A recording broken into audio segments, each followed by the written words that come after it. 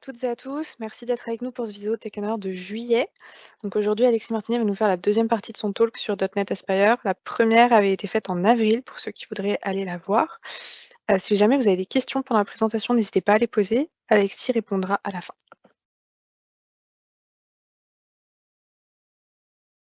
Bonjour à tous. Aujourd'hui, je vais vous parler de la deuxième partie de .NET Aspire, comment initialiser le déploiement de vos applications.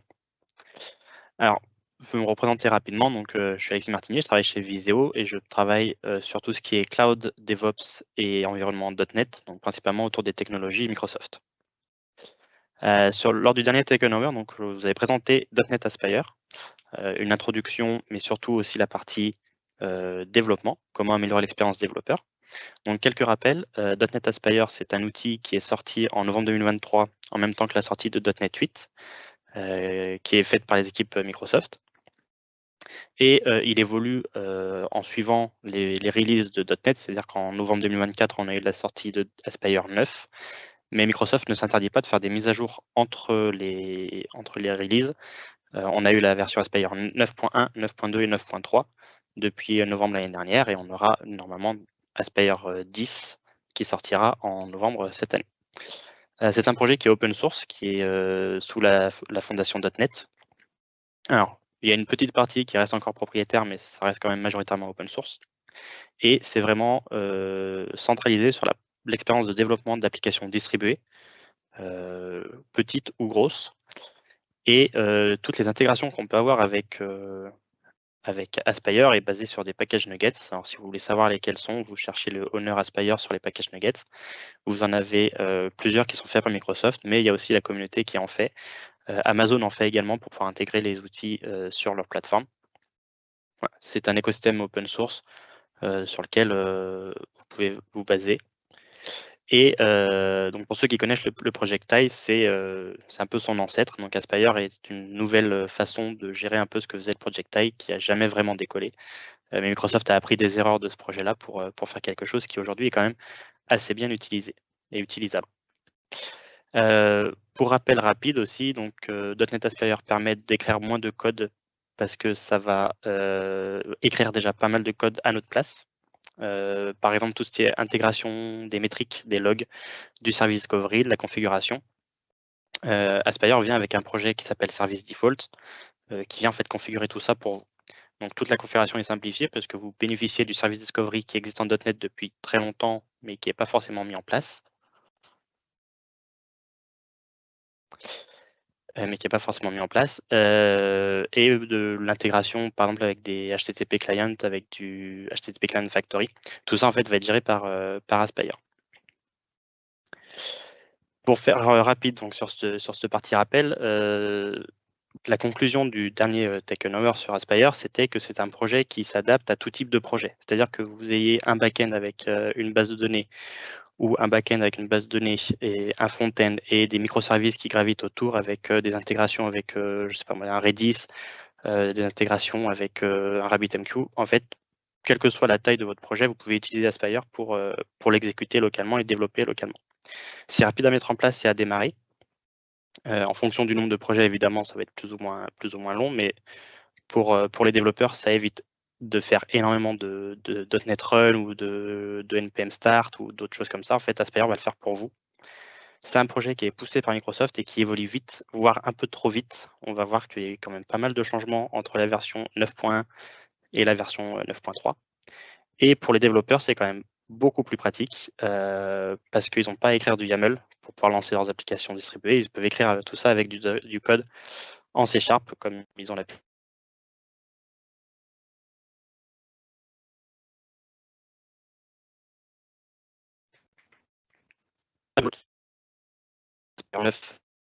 Plus.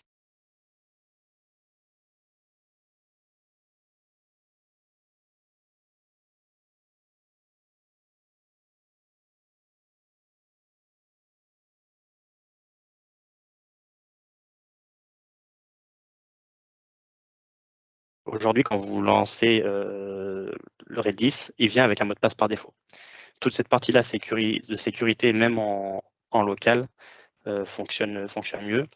La sécurité va être améliorée sur la partie déploiement. Quand vous déployez une application, plutôt que d'utiliser une identité managée sur Azure pour toutes les applications, Aspire va créer une identité managée par application avec les droits nécessaires. Ils ont aussi changé depuis Aspire 9.2 le modèle de déploiement. Ils ont introduit un nouveau modèle de déploiement. Donc l'ancien est toujours fonctionnel, mais ils vont en créer un nouveau. Donc il y a encore aujourd'hui en preview. C'est là-dessus qu'on va regarder aujourd'hui comment ça fonctionne. Ils ont également sorti une command line Aspire. Donc plutôt que de devoir faire des commandes .NET Run avec des options en plus spécifiques à Aspire, il y a une command line Aspire qui est là. Et ils ont fait également beaucoup d'améliorations au niveau du dashboard, alors des améliorations graphiques, des intégrations plus simplifiées. Ils ont évidemment rajouté GitHub Copilot dans la boucle si jamais vous êtes connecté avec un compte avec une licence Copilot. Donc tout ça se rajoute au dashboard. Donc, petit rappel du projet que j'avais rapidement présenté sur le dernier Tech Hour. Donc c'est une application distribuée avec une application en Vue, 4 microservices en .NET, en Python, en Go, qui communiquent avec du Redis en mode cache et en mode PubSub, avec de l'observabilité avec de l'OpenTelemetry. Donc ça, quand je veux démarrer .NET Aspire, je fais un Aspire Run ou un .NET Run de mon projet à post, et Aspire va me lancer tout ça dans des conteneurs ou avec des exécutables ou avec des projets qu'il y a dans ma solution. Mais aujourd'hui, nous, ce qu'on va voir, c'est comment est-ce qu'on peut initier le déploiement de ces applications sur du cloud, sur des serveurs on-prem. Donc, par exemple, si je veux déployer ça sur Kubernetes, je voudrais que chacune de mes applications soit dans un conteneur et tourne sous un pod. Et si je suis sur Azure, par exemple, je voudrais déployer tout ça dans un environnement Container Apps. Donc, chacune de mes applications se transforme en une Container Apps. Et les services de type Redis et Postgre se transforment en services managés, Azure Redis et Azure PostgreSQL. Donc, comment est-ce qu'on peut faire ça? Avec Aspire, on va regarder la première version, qui est la version du Aspire Manifest. Donc, avant la version 9.2, alors ça fonctionne toujours aujourd'hui, mais avant la version 9.2, c'était la façon de faire. Donc, dans un premier temps, il faut générer le manifeste, donc .NET Run avec le projet à post, le publisher manifest, et ça nous sortait un fichier JSON qui était totalement indépendant de l'outil que vous alliez utiliser pour déployer.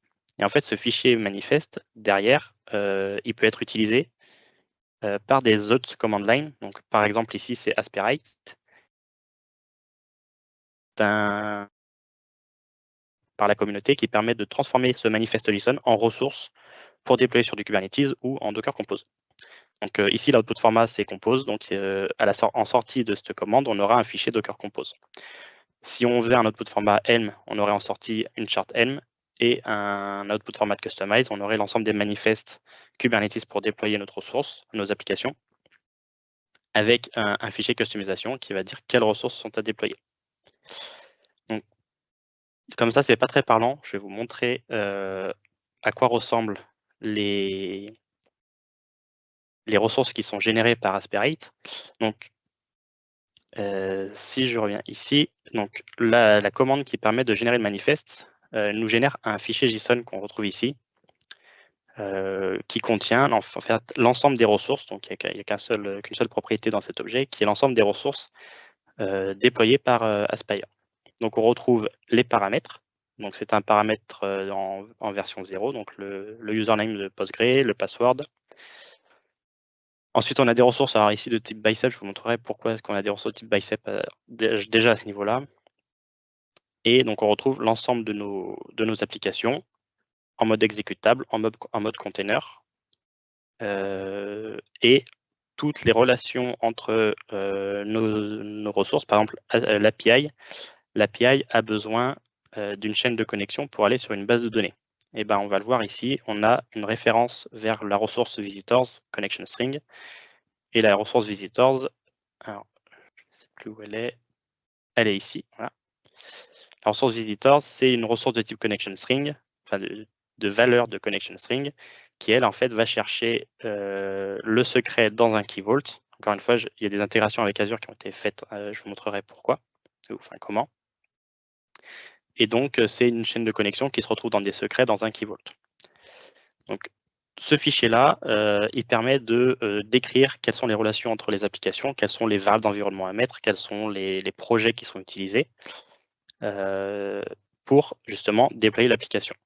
Et ensuite, si on prend la sortie de la commande Aspirate Compose, on se retrouve avec un fichier Docker Compose qui référence tous nos projets avec le variable d'environnement et des images, donc le container name, donc les images qui sont utilisées. Et tout ça en fait est géré par Aspire. La partie CSproj, tous les projets .NET vont être buildés avec la .NET Run, enfin .NET Publish en mode conteneur, donc avec les façons de builder des conteneurs en .NET. Chez Dockerfile. Et certaines applications de type exécutable, par exemple, ou Python ou Go, il faut lui spécifier le Dockerfile à utiliser pour ça. Si on fait la commande avec un output de type Helm, ben on va se retrouver avec une charte Helm et l'ensemble des templates pour déployer toutes nos applications. Et si on fait le Aspirate K8s, donc Kubernetes, Customize, on se retrouve avec un fichier customisation qui va nous dire de déployer chacune des ressources qui sont dans les dossiers ici. Et donc on se retrouve, par exemple pour l'API, on va retrouver donc le déploiement et le service qui va permettre d'exposer ce déploiement. Donc, je vais vous montrer aussi la partie code où on lui spécifie.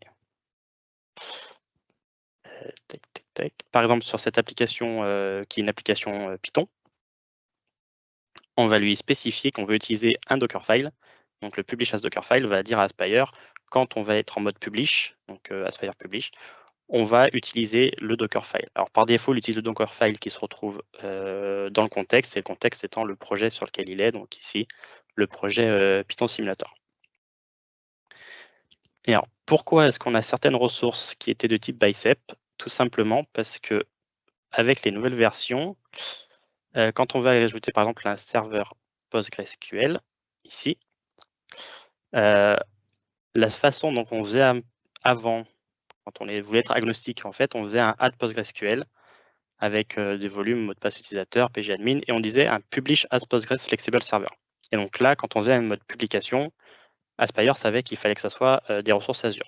Aujourd'hui, c'est un peu différent. Microsoft fait un add Azure PostgreSQL pour dire que c'est une ressource de type Azure PostgreSQL, mais que si je la run en local, je veux la run en tant que conteneur. Donc là, à ce moment-là, il utilisera le conteneur PostgreSQL.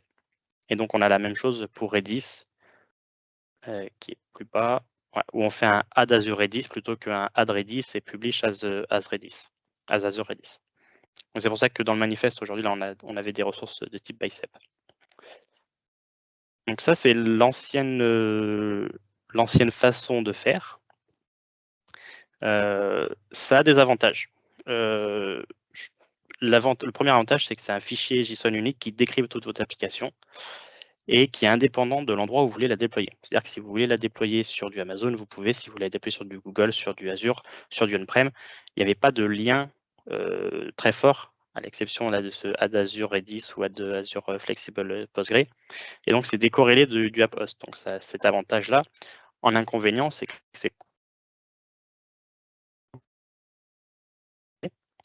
que les évolutions de schéma qu'il pourrait y avoir sur ce manifeste sont plus compliquées également, parce qu'en fait, c'est plus Aspire qui gère la génération des ressources, mais c'est des outils tiers, potentiellement développés par la communauté, maintenus par la communauté, et donc l'évolution nécessite des mises à jour sur l'ensemble de ces projets. Et c'est plus difficile d'avoir un déploiement multi-environnement. Donc un déploiement multi-environnement, c'est-à-dire que vous voulez déployer une partie sur Azure, une partie sur Amazon, ou une partie sur Azure, une partie en Docker Compose ou une partie Google. Enfin, toutes ces choses-là sont très compliquées à faire avec le fichier JSON seulement. Donc c'est pour ça que Microsoft a pensé à un nouveau système qui va un peu inverser les choses, c'est-à-dire que Aspire va venir définir des environnements. Donc on a ici l'exemple de 3 environnements qui sont encore aujourd'hui en preview, hein, c'est sorti en version 9.3. Alors, c'est 9.2 plus, parce qu'en fait, en 9.2, ils ont sorti une notion de publisher, et en 9.3, ils ont remplacé cette notion de publisher par environnement. Et donc ici, on aurait par exemple un environnement Container Apps, ou un environnement Docker Compose, ou un environnement Kubernetes, et on vient de définir des environnements, ce qui nous permet de dire certaines ressources seront déployées sur du Container Apps, certaines ressources seront déployées sur du Docker Compose, par exemple. On peut venir faire un mix de tout ça. Alors, quand on va faire un Aspire Publish, ça va nous générer les ressources. Si on n'a qu'un seul environnement de type Azure Container Apps, par exemple, il va nous générer tous les fichiers bicep nécessaires pour créer l'environnement et les applications dans cet environnement. Si on est sur du Docker Compose, on aura un Docker Compose et un fichier .env pour les variables d'environnement nécessaires pour start l'application. Et si on est sur un Kubernetes, on aura une chart M qui sera générée. Donc, je vais vous montrer tous les fichiers qui sont générés. Si on prend l'exemple, par exemple, du Docker Compose, alors, on retrouve toutes les ressources qui sont publiées en tant que Azure Ressources, Azure Redis. Donc, on retrouve le PostgreSQL, le Key Vault pour stocker la chaîne de connexion et les rôles pour accéder à cette chaîne de connexion. Et pour Redis, on a le Redis et le Redis Role pour accéder à la chaîne de connexion également, pour accéder aux ressources. Et ensuite, on a donc le Docker Compose qui contient nos applications avec les environnements nécessaires et un petit fichier .env qui contient par exemple les images à utiliser pour démarrer notre application avec Docker Compose. Avec Kubernetes, donc on se retrouve avec les mêmes ressources Azure en bicep, plus la chart pour déployer notre application. Différemment de Aspirate,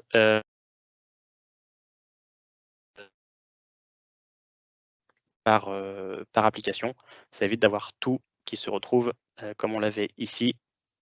Non, pas celui-là, celui-là, avec voilà, tous les fichiers qui se retrouvent au même endroit. Et le dernier, c'est par exemple sur un environnement Container Apps. Donc sur Container Apps, on va avoir le main.bicep qui lui en fait va déployer tout ce qui est nécessaire, la Container Registry, le Redis, le Postgre, le Key Vault, voilà, tout ça est géré ici, les identités managées. Et Microsoft a fait quand même comment déployer par exemple la Container Apps API. C'est tout généré ici. Par contre, à aucun moment, il l'appelle dans les fichiers générés. Donc c'est pour ça que j'ai créé, moi, de mon côté, un apps.bicep qui, lui, va déployer les Container Apps dans l'environnement Azure Container Apps.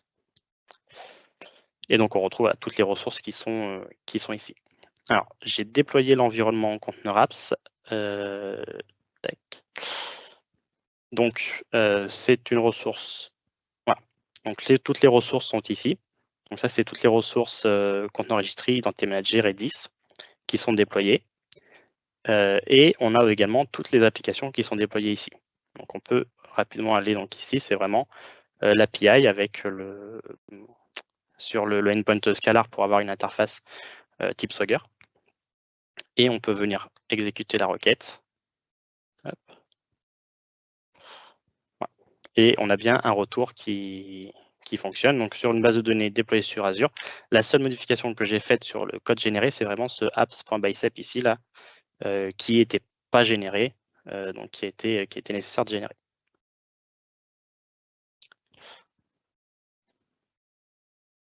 Donc, l'avantage de cette solution d'environnement, c'est que toute la validation est faite à la compilation. C'est-à-dire que si votre application ne build pas, vous êtes sûr qu'elle ne pourra pas être déployée. Par contre, on n'a plus d'outils externes. On n'a plus d'outils. On ne gère plus via des outils externes. Ça permet d'avoir de la validation, mais ça enlève un peu de souplesse. On a la possibilité de mixer des environnements. Comme je vous disais, on peut faire une partie sur Azure, une partie sur Amazon ou sur Google, une partie en on-prem. Et ça permet d'avoir plus de flexibilité à ce niveau-là. On a également une intégration un peu plus simplifiée puisque tout est basé sur des packages nuggets. Donc vous avez l'environnement pour faire du Amazon, vous avez un package Nuggets. Amazon travaille sur l'intégration Aspire. Vous avez un package Nuggets qui permet de faire des déploiements.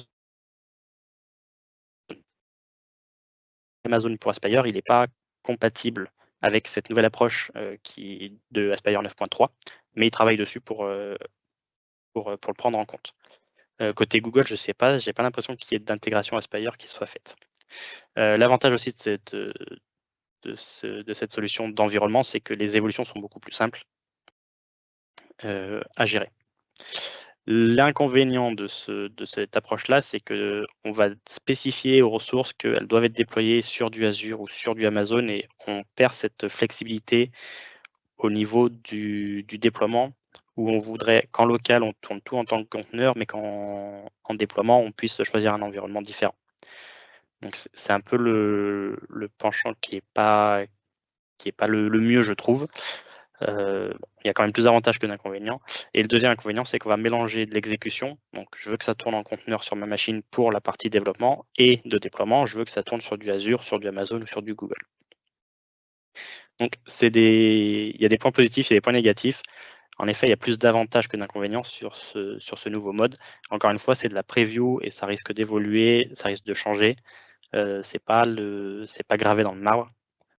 Vu que ça évolue très vite, c'est un peu compliqué de tout suivre. Donc, pour conclure cette présentation, alors c'était une présentation assez rapide, mais pour conclure, ça apporte pour moi en positif, ça fait plus de DevOps pour les développeurs, c'est-à-dire qu'ils vont quand même plus être amenés à faire des tâches que les gens pourraient penser être attribuées qu'à certaines personnes, à savoir je veux y déployer sur du Azure, comment est-ce que j'y déploie sur du Azure ou je veux y déployer sur du Amazon, comment est-ce que je fais. Donc ça apporte plus de DevOps pour les développeurs, ce qui est une bonne chose. C'est pratique pour les petits projets ou les POC et j'insiste vraiment sur ce truc-là. Aujourd'hui, c'est en preview et je pense que la solution de déploiement, elle n'est pas idéale. Ça cache pas mal de choses, ça génère des fichiers sans trop. Si on se penche pas dessus, on ne sait pas trop ce que ça va générer. Microsoft essaie de faire en sorte que les fichiers générés suivent les bonnes pratiques avec des entités managées séparées, par exemple. Mais on ne sait pas si une intégration avec Amazon ou Google faite par la communauté, est-ce qu'elle sera pareille. Donc,